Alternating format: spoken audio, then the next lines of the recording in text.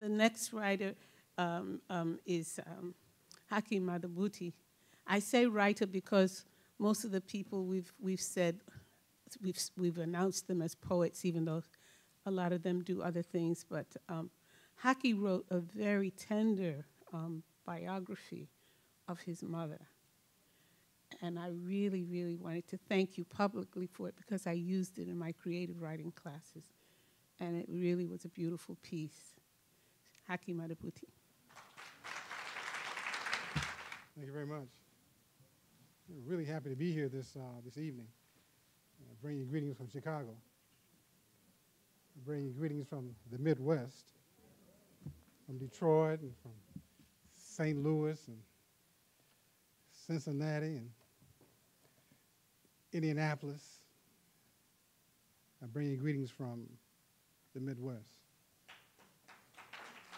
The last time Jayne and Mel and I were together, we were on a plane to Senegal for some conference. But I've seen Jayne in between in many venues. And of course, when she was doing her major conferences here, I was honored to be a part of that.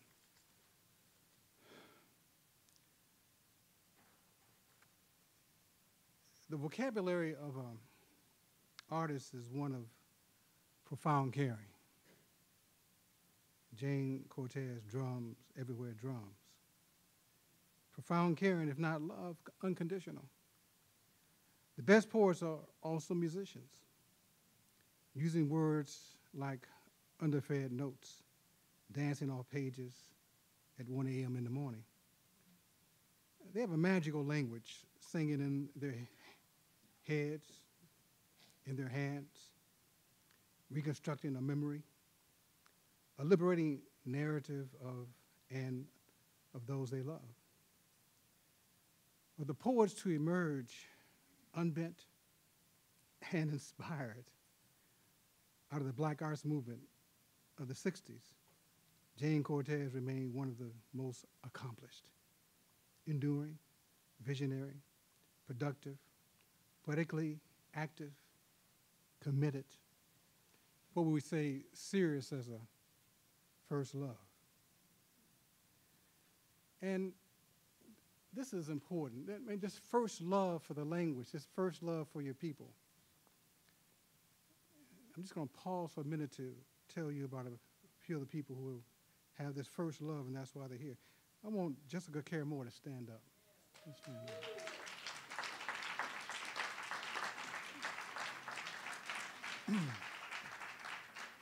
I want Tyamba Just to stand up.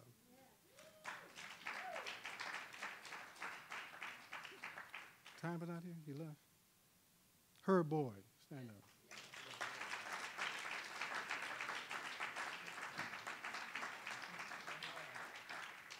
Woody King Jr., stand up.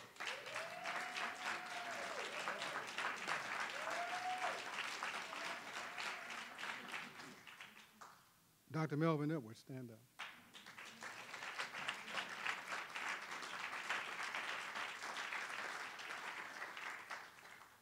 Dr. Randall Horton, is he still here? Is Randall still there? Aberdeen, stand up. Stand up.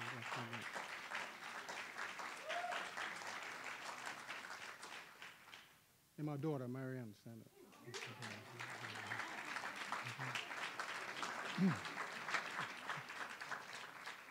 Obviously, my daughter is of the young set, but these younger poets, they are our today and our tomorrow. We've got to encourage them. This crew over here, they laid the foundation. They gave us the way, and we can't forget them. We can't forget them. Thank you very much.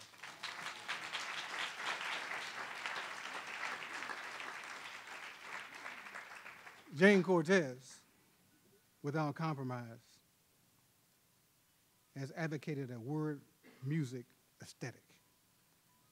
It is Black African in origin and has become a definitive authority. Her mission, this calling of hers, has had its pain, criticism, and definitely hungry days. She unapologetically writes out of a historical African-centered tradition that she has helped to create, define, and promote. She was keenly aware that any artist that is not a carrier and promoter of the elite Western cultural canon, by definition, places his or her artistry outside of the mainstream for publications, foundation grants, considerations, art prizes, academic residencies, large public readings, and corporate support, automatically. In the West, almost without exception, it has been a kiss of death to embrace and practice any art that is not sanctioned by the powers to be. You know, Jayne Cortez, in her brilliant 4-decade-plus career, against great odds, has achieved world-class status as a poet and interpreter of African and world literature. She has weathered naive academic assessments, as well as the conspiracies of neglect, publishing whiteouts, and the deadly silences that negate and diminish our best poets, especially those who refuse to publicly or privately buck dance to the prevailing wind of a knee-low and lick-up culture. She is in the same league as Gwendolyn Brooks, Amiri Baraka, Mari Evans, Sonia Sanchez, Asquita Touré, Eugene Redmond. And Eugene Redmond was one of her major pushers. I mean, every time he published drum voices, it seemed like Jayne was in every issue. And others who believed in the functionalities of art. That is, its essence, devoted to the intellectual and cultural liberation of a people. That's what art should be about. Any people who are in control of their own cultural imperatives are about the healthy replication of themselves. That's what Jayne was about. Any people who have been nurtured and educated in this science of self-hatred need a Jayne Cortez. Her poetry is transformative and holistic in its construction, in her delivery, her accessibility, and translations. Her interpretations of our political, economic, and cultural existence is revelatory and is a call for a higher participation, what one would define as progressive affiliations. Ultimately, where shall we place this reflective word dancer with nerves of fire, who refuse early and often to walk the mean streets of New York, Senegal, and Nigeria, dumb-eyed, divorced from self and civilization? She would not allow that to happen. Let us state that she is our drum. Her heart beats like, imageries of Art Blakely and Max Roach. She is our blues, greyhounding between New Orleans and Chicago.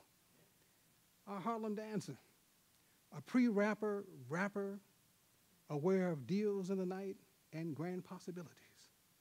She is our yes.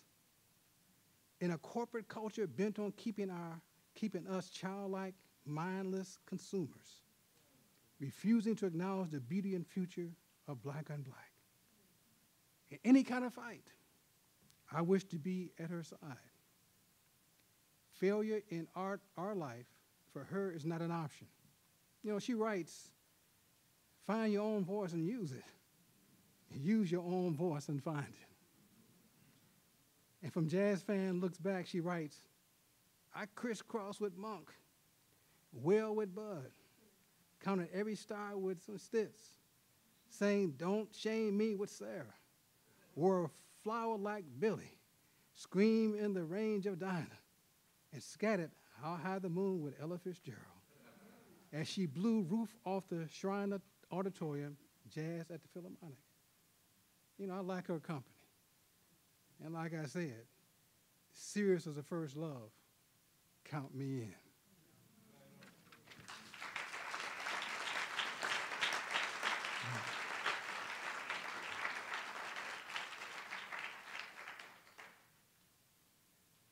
Again, we bring you greetings from the Midwest for our dear brother, Amiri. I've been knowing him since '68.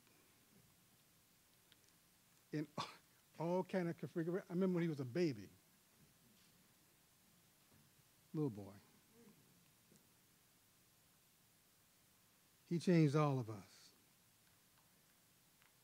And I bring you greetings from Third World Press and his family at the Institute of Positive Education. We published 5 of his books.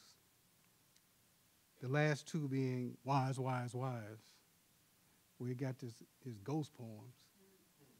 And the last book of essays, Razor. What a title. You know, we just lost our John Coltrane. For poets and writers, Amiri Baraka created an avalanche of melodies, volcanoes, hurricanes, screams, and earthquakes. We just lost our old man Bearden.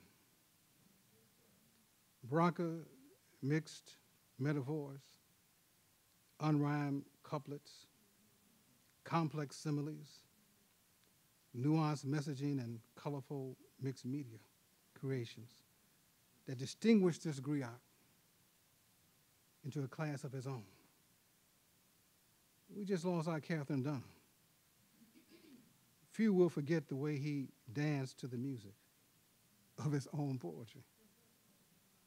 Plays, essays, and fiction, lifting the popular and populace out of their seats to confirm an idea, to confirm a phrase, to confirm a fine-tuned Dada do. We just lost our Melvin B. Tosin, Sterling A. Brown, Langston Hughes, Margaret Walker, Gwendolyn Brooks. Because like them, they saved a seat at the table. I'd like to hear that conversation. I love the brother. I did 3 poems for him. I'm just going to read one tonight. I want to end up with another poem on art, what art really means. But the 3 poems are in Liberation Narratives. Amiri. Baraka always come in a place late. Rushing to catch words that came before him. Though that don't matter much. Him got his own words, music, dance, and dramatics. And bright ideas, even if some of them don't work in the like used cars. But Baraka works. Works harder than 15 men his age, that I do, who've been around long enough to tell his time in places where people have tried to beat the beat and tempo out of his talk and walk. Monk, Train, and Duke played secrets that saved him and us, even if we didn't accurately hear their da-da-doos. Baraka did. They spoke musically to him. He gave us his many languages and genius. His coming in time is getting better and less late. Even for this age, still making up stories, acting on his own stage and firing truth poems that compel liars and politicians to exit early and often.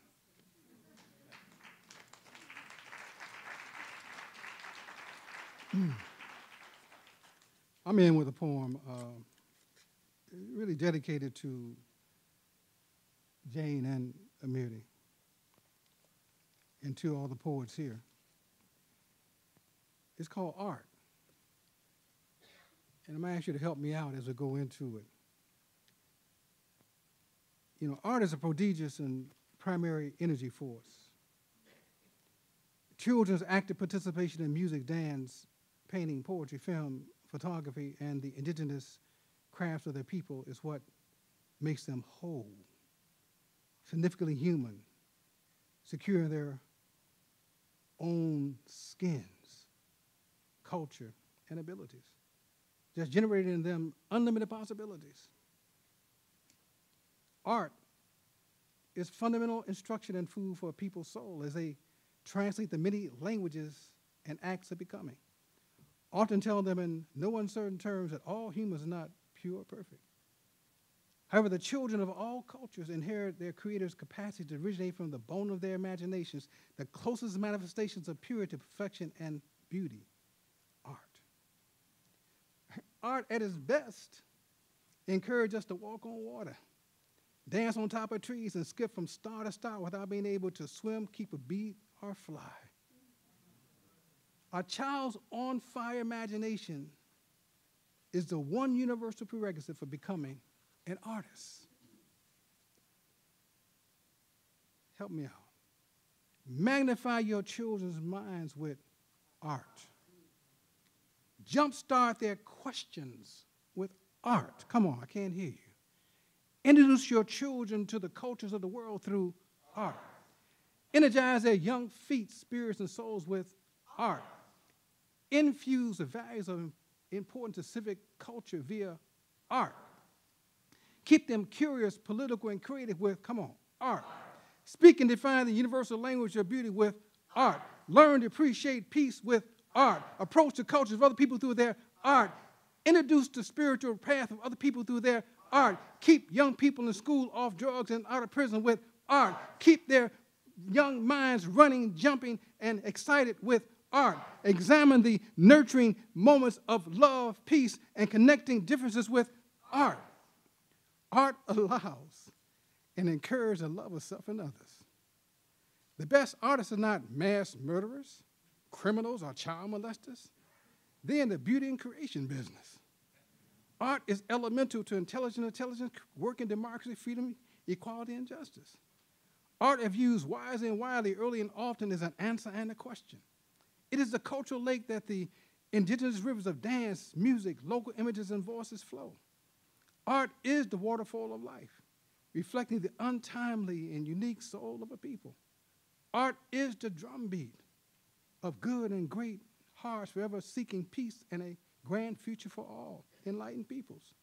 But these are the people the world over who would love to proclaim, give the artist some kind words, financial support, yeses from the heart, knowing intuitively that there will be creative reciprocity in all that they give us.